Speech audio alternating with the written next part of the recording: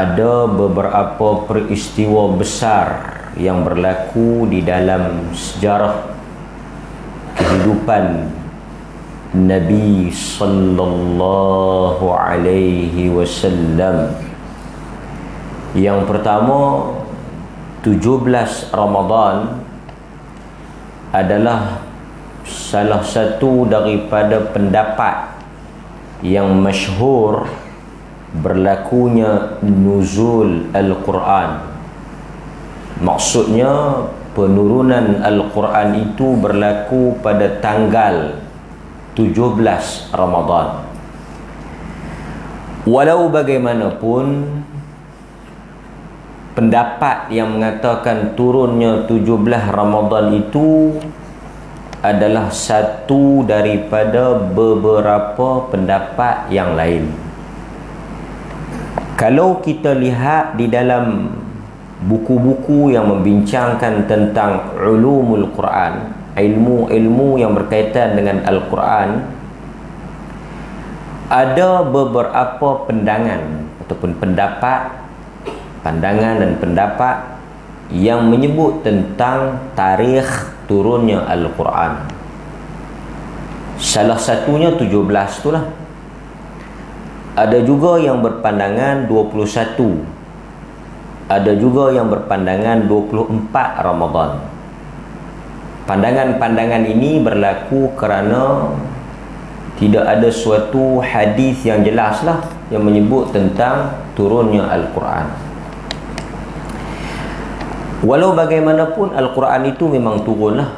Itu suatu benda yang pasti. Cuma tarikhnya itu diperselisihi di kalangan para ulama. Nuzul Al-Quran terbahagi kepada dua peringkat. Bila kita sebut turunnya Al-Quran, dia berlaku dua kali ataupun dua proses.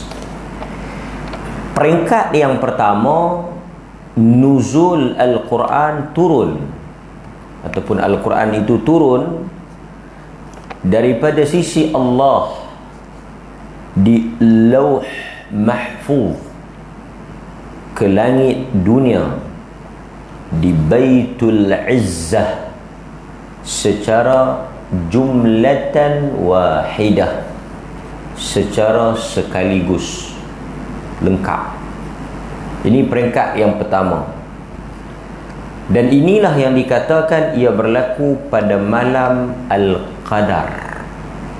Inna anzalnahu fi lailatul qadar. Sesungguhnya kami menurunkan Al-Quran. Kami, yakni Allah, turunkan Al-Quran pada malam Al-Qadar.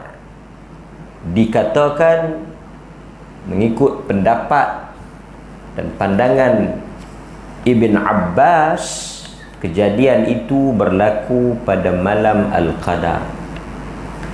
Jadi dia ada dua peringkat, dua fasa, dua proses. Pertama, penurunan Al-Quran daripada Lauhul Mahfuz ke Baitul Izzah, daripada di sisi Allah diturunkan kepada Nabi, diturunkan kepada di langit dunia sebelum kepada Nabi itu sekaligus, jumlatan wahidah. 30 juzuk selesai. Manakala penurunan yang kedua, peringkat yang kedua, seperti yang kita semua maklum, ialah turunnya Al-Quran daripada Baitul Izzah di langit dunia, dibawa oleh Jibril alaihi salam kepada Nabi melalui proses yang agak panjang, mengambil masa, berperingkat, beransur-ansur selama 23 tahun. Nabi dilantik menjadi Rasul. Wahyu yang pertama mula-mula turun, pertemuan Jibril alaihi salam berjumpa dengan Nabi di Gua Hira. Dikatakan inilah pandangan yang dipilih, dia berlaku pada 17 Ramadan. Hari inilah yang Nabi dapat tu. Quran turun tu 17 Ramadan, turun pergi kat Nabi tu. Yang turun daripada Lauhul Mahfuz di Baitul Izzah tu malam Al-Qadar.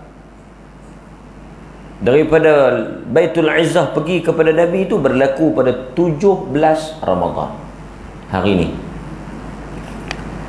Dan 17 Ramadan ini juga peristiwa besar yang kedua yang berlaku dalam sejarah umat Islam yang dikenali dengan Yaumul Furqan. Yaumul Furqan, hari Tuhan membezakan antara yang betul dan salah, al-haq dan batil, iaitu peperangan 17 Ramadan. Peperangan apa? Badar Al-Kubra. Jadi di masjid-masjid dia akan ada dua tajuk lah 2-3 hari ni. Mana-mana tempat pun kalau dia nak buat ceramah, satu dia akan buat Nuzul Al-Quran, tanggal tarikh ni. Satu lagi ceramah yang popular yang akan dibuat, peristiwa pengajaran Badar Al-Kubra.